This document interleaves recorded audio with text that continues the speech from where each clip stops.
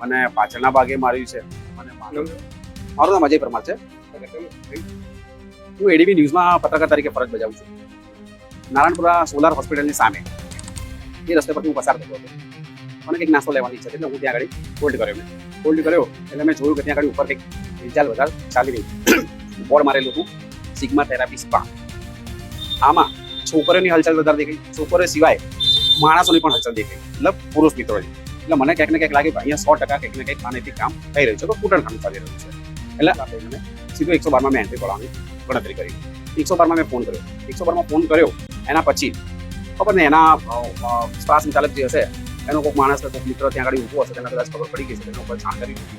જાણ કર્યા પછી ત્યાં ઉપર ભાવિક શાહ નામનો વ્યક્તિ સીધો નીચે આવીને મારી જોડે માથાકૂટ કરવા લાગ્યો. મારી જોડે ઝપાઝપી કરી, મારી સાથે ગાળાગાળી કરી એટલે એના બીજા 4-5 મિત્રો આવી ગયા, મારી પર ખોટો આક્ષેપ નાખવા લાગ્યા. એ મારી પાસે આવ્યો અને મારી પાસે ઝપાઝપી કરીને એના બીજા 4-5 મિત્રોને બોલાવીને મને મારામારી કરી. મને પાછળના ભાગે માર્યું છે, મને માથાના ભાગે, ખબર નહીં એની પાસે કદાચ પંચ હતો લોખંડનો, મને અહીંયા માથાના ભાગે માર્યું છે. બની શકે મને હાલમાં ઇન્જરી વધારે છે. ખાલી જાણ થતાં તાત્કાલિક 112ની ટીમ પણ આવી ગઈ હતી. 112ની ટીમ આવતા પોલીસે મારો બચાવ કર્યો છે. આ બચાવ કર્યા પછી પોલીસે મને સારવાર યાદી બનાવી આપીને સોલા હોસ્પિટલ સારવાર માટે મોકલેલું, જ્યાં મેં અત્યારે હાલમાં પ્રાથમિક સારવાર